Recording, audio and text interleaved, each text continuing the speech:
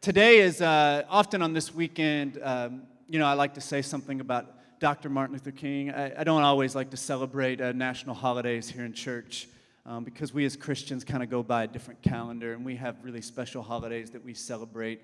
And often our holidays in our nation aren't necessarily pointing towards Jesus' gospel-centered values that we have here at our church. But Dr. King is really become somebody to me that has been like a distant mentor. So obviously, I never knew the man, but he's just really influenced my life. And he was a complicated man. He was not perfect, but there was an essence to what he was about and what he stood for. That was beautiful. I want to recommend a book that I read this year. It came out, I think, this past year. It's called King, A Life. It's really good. I love biographies, and this is one of the best that I've read. But in that book, as I was reading through it and thinking about the legacy of Dr. King, like one thing that just struck me is just how steadfast he was and how committed he was to the mission that God had given him. Later in Dr. King's life, you all may not realize this, but now like everybody celebrates Dr. King and everybody loves Dr. King. But towards the end of his life, he was despised by a lot of people. Like his popularity, they judged these things towards the end of his life, and frankly, most people disapproved of him towards the end of his life. White people and black people had lots of problems with Dr. King towards the end of his life.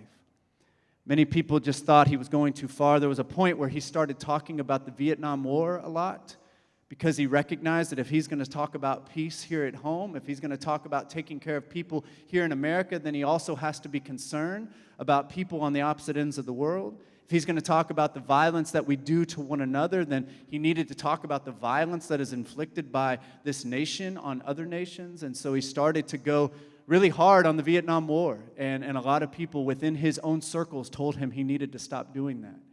But he refused. And he continued to talk about it, and his popularity tanked and tanked and tanked and tanked. Another thing he started talking about was poverty, because he started out just talking about civil rights, mostly about racism, which is important, but he started to see that all these things are connected. And he started talking about poverty a lot more and how we need to not only care for one group of people, but we need to lift everybody up from the bottom. And when he started talking about economic justice and different things like that, he started advocating for things like a universal basic income for all people here in America. And a lot of people were like, no, we're not talking about that kind of stuff. And Dr. King's popularity continued to go down. But Dr. King, there's this famous quote, and I don't have the words in front of me, but he basically says, he's like, God has called me to love the poor. God has called me to love these folks and walk with them. And he's like, if it means walking to my death with them, then so be it. I'll do it. And ultimately know what happened to Dr. King. He ultimately marched to his death because he stood in solidarity with other people. And his influence upon this nation is wonderful, though I would encourage you to really dig a little deeper, because the portrayal of Dr. King that we often get is a sanitized version. I read a quote. Harry Belafonte said once that in the history books, we never get to read about the radical heroes. We only read stories that kind of sanitize the versions of the people that we aspire to be like. And so I encourage you to really try to dig in and encounter the radical King, because I think he helps us to become more like Jesus. Today, I want to encourage you today before I preach to look at the announcements. We've got some important things coming up. One thing we have coming up is something called Curated Conversations, and it's something that we've done in the past during the pandemic. Some folks, it was kind of one of their first introductions to different folks in the church. If you're an introvert like me and you struggle with small talk, going to a party is kind of hard for me because I'm like, I don't know what to talk to these people about, If you have a hard time with that kind of thing, this is a really good opportunity to come, because we're going to have questions and things for you to talk about in small groups, and so you don't have to come and just chit-chat. There's going to be questions to help you go a little deeper. And so if you're wanting to get to know other people at the church, you want to make friends, you're wanting to reach out, this is a really good opportunity. Look in the announcements. It's coming up at the end of this month. It'll be before church. And then also we have an Embrace Orientation Lunch, which is something we've done in the past, where if you want to know more about Embrace, you want to get to know folks, you want to hear more about our ministries, then you can stay after for lunch, and that'll be in February. And you're going to meet a lot of folks and hear more about our church. And we'll also talk about membership at that gathering if you're interested in becoming a member.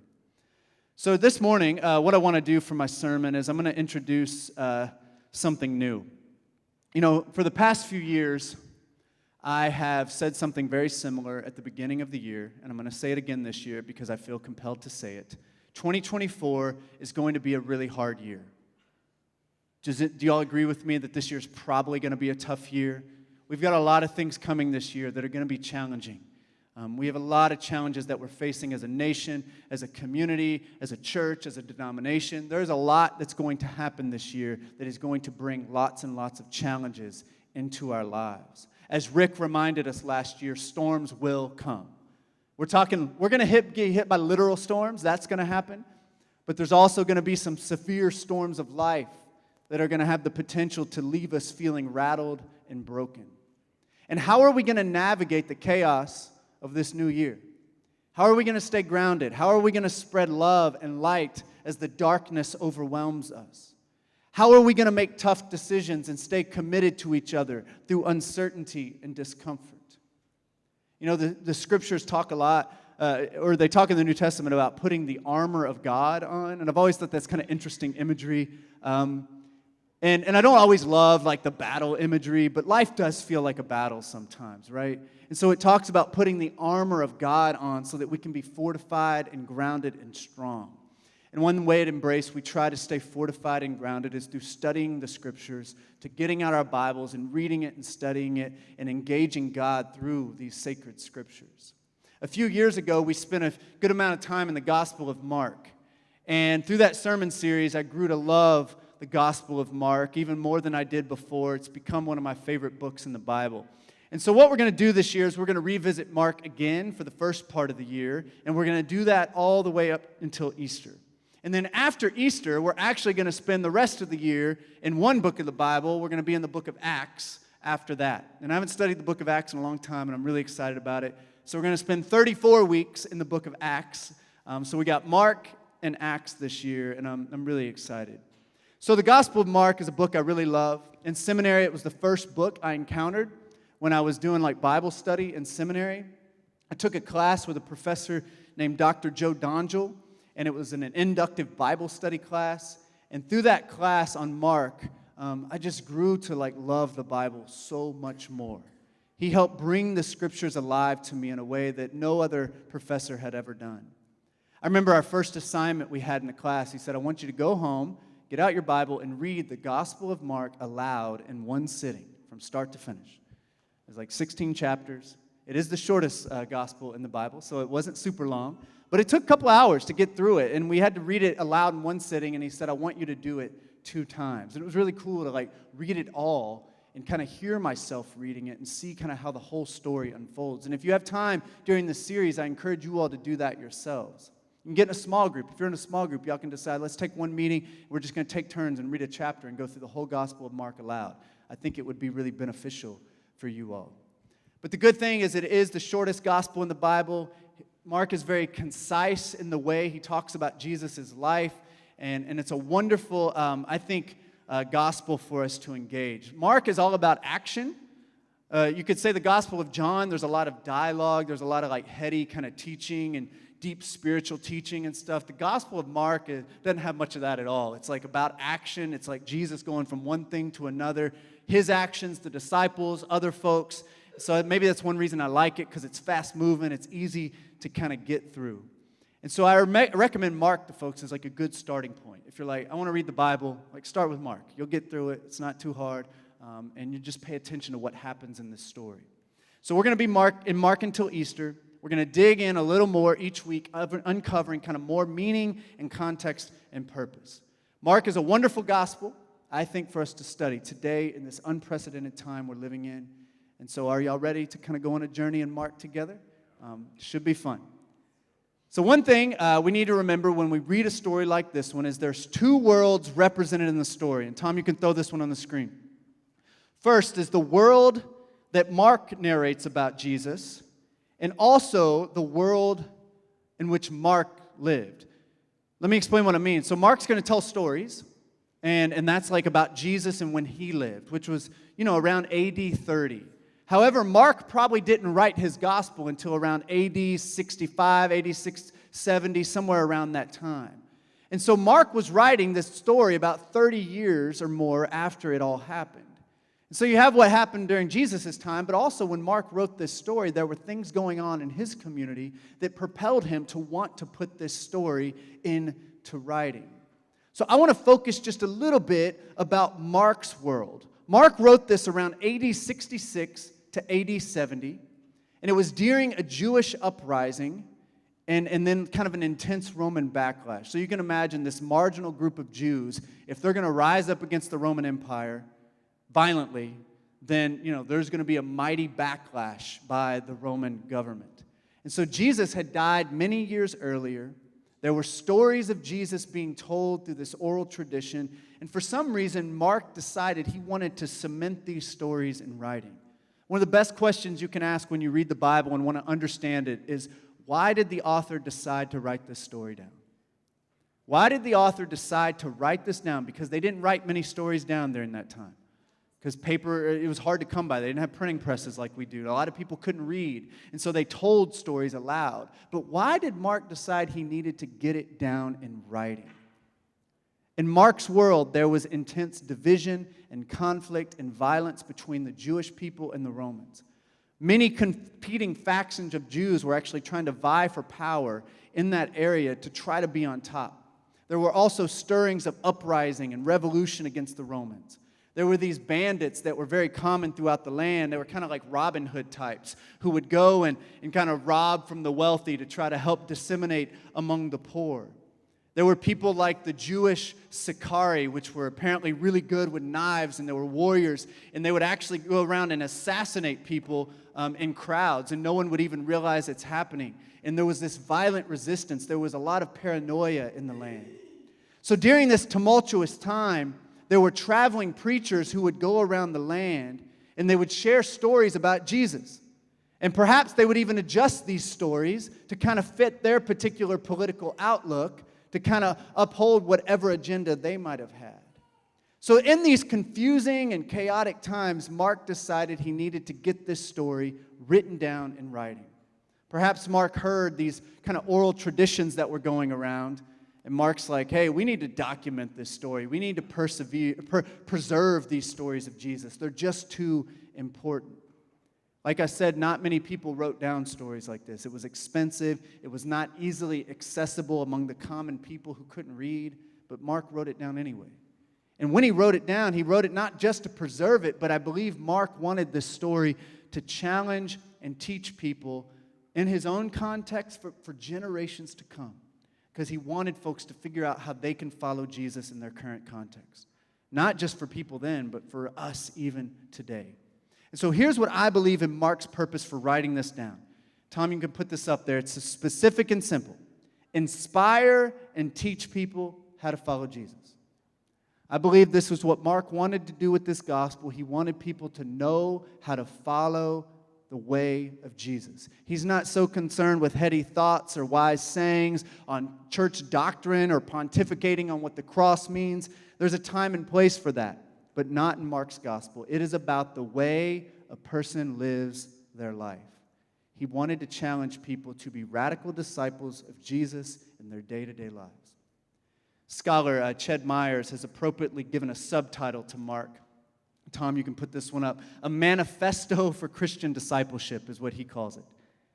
And really, a manifesto is kind of a public declaration. It's like putting it out there. Here's my manifesto for all to read on what I believe the life of Jesus ought to look like.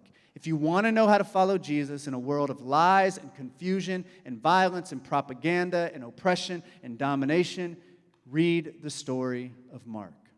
So that's what we're going to do. We're going to read this story.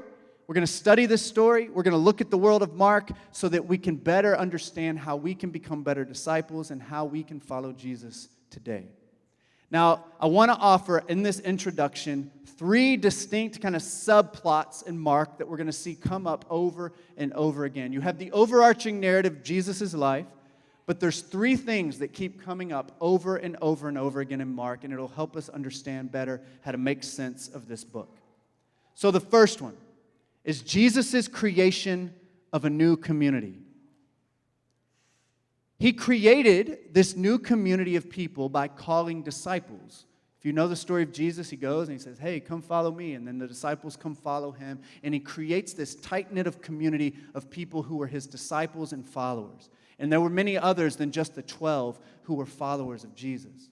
And throughout the book, you're going to see Jesus calling disciples, teaching disciples, correcting disciples, being let down by the disciples. The disciples are a big part of this book. He spends time with them. He develops close relationships with them. He does important work with them. You're going to see at the end, they profoundly, miserably fail Jesus at the end of the story. And even throughout it, they miss the mark over and over and over again. These are very relatable people. The disciples are part of this narrative. Jesus' creation of a new community. The second subplot in this book is Jesus' mission to the crowds. Now, you'll see the crowds in Mark are almost like their own character. The crowds are everywhere in Mark. The crowds follow Jesus at times. They abandon Jesus at times. The crowds demand things of Jesus. The crowds are amazed by Jesus. The crowds are healed to and ministered, or healed by and ministered to by Jesus. Mark mentions the crowds 38 times in his gospel, over and over and over again. And they represent this like teeming mass of people. And in Mark, they're mostly poor folks. They're people who are often oppressed. And Jesus shows them compassion. He feeds them. He helps them. He teaches them. He exorcises demons from them. But ultimately, at the end, we see the crowds, they pretty much reject Jesus. And you'll see a story at the end where they choose to release Barabbas instead of Jesus at the end. The crowds are kind of fickle. Just like today, the crowds can be very fickle. In one moment, the crowds can love you, and the next minute, they can hate you, right? It's true in Jesus' story also. But Jesus was with the crowds. The third group, or the third subplot of the story, is Jesus' confrontation with the powers and the authorities. And Jesus has a lot of conflict with people who are in authority in the book of Mark. And in Mark, it was specifically against some Jewish leaders in that area. Not that all Jewish leaders were corrupt, but there were some that Jesus had a lot of problems with. These are folks like the Pharisees, the scribes, the Herodians, the Sadducees. You're going to see them come up over and over and over again.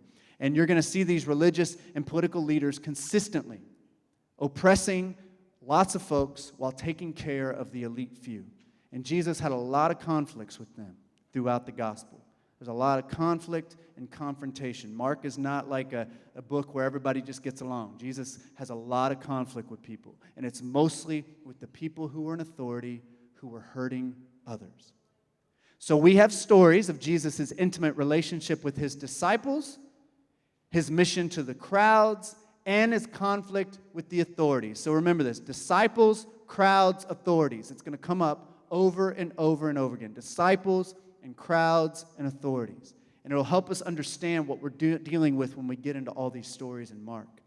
So if you want to live a life shaped by Jesus, then we need to follow his example, okay?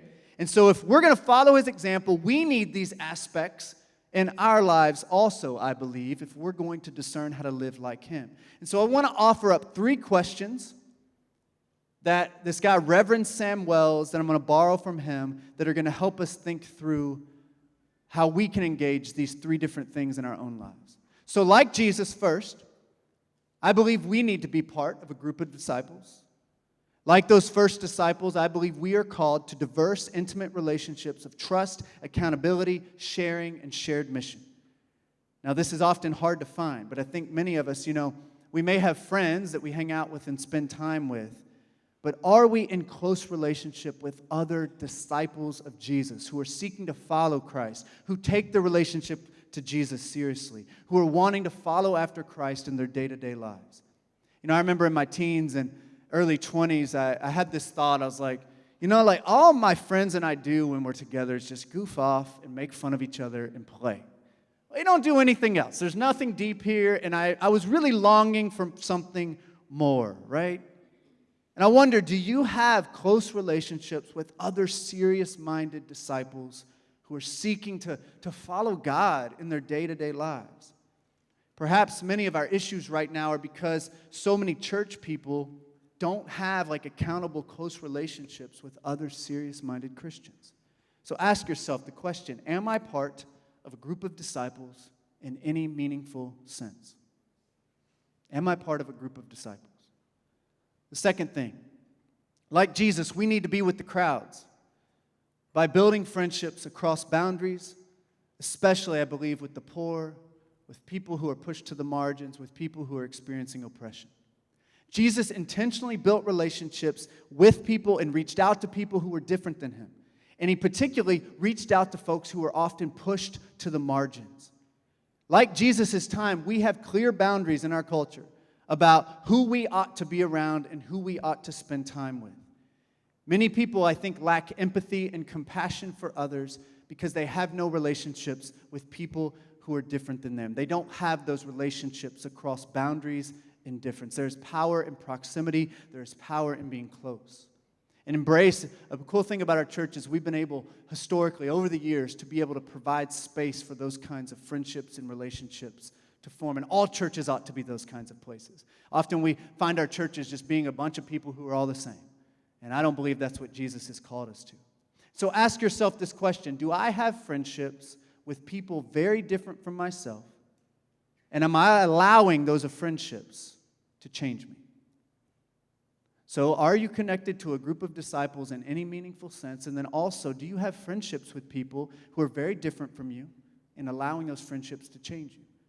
Got to have those disciples, those close people who are also serious about their faith, but also are you spending time with others and among the crowds?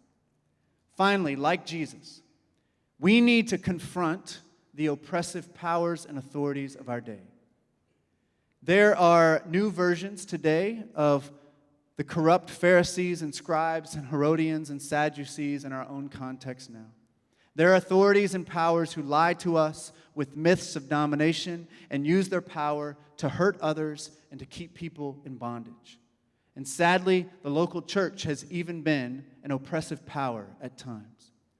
So many people have told me that they've come out of very oppressive and hurtful church environments. And if we're committed to the way of Jesus, then I believe it will lead to confrontation with people in power who are doing harm to others. Because we cannot just sit by and allow people who are in power to hurt other people and take advantage of the poor and the weak.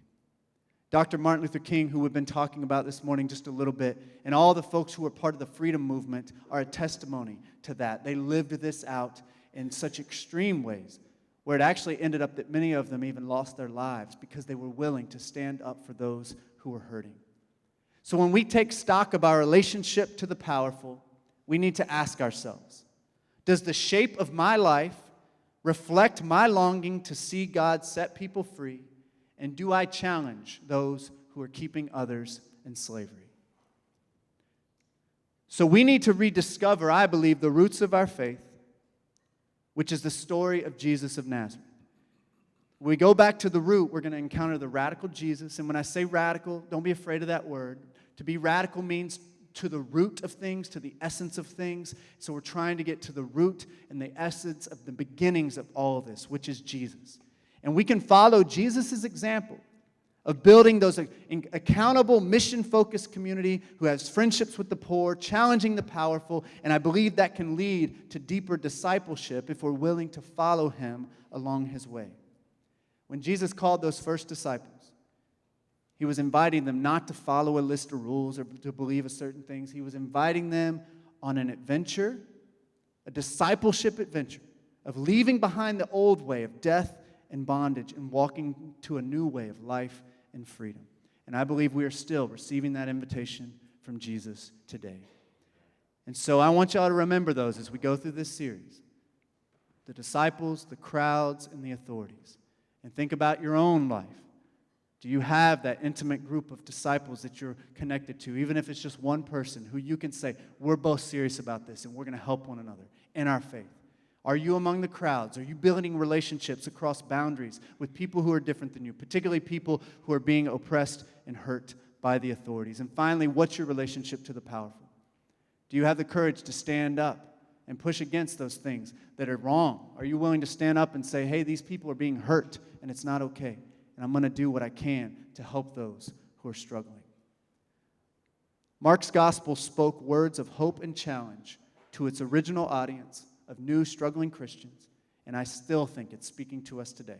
So I hope you'll join me on this discipleship adventure as we continue to learn what it means to be a follower of Jesus. In the name of the Father, Son, and Holy Spirit, amen.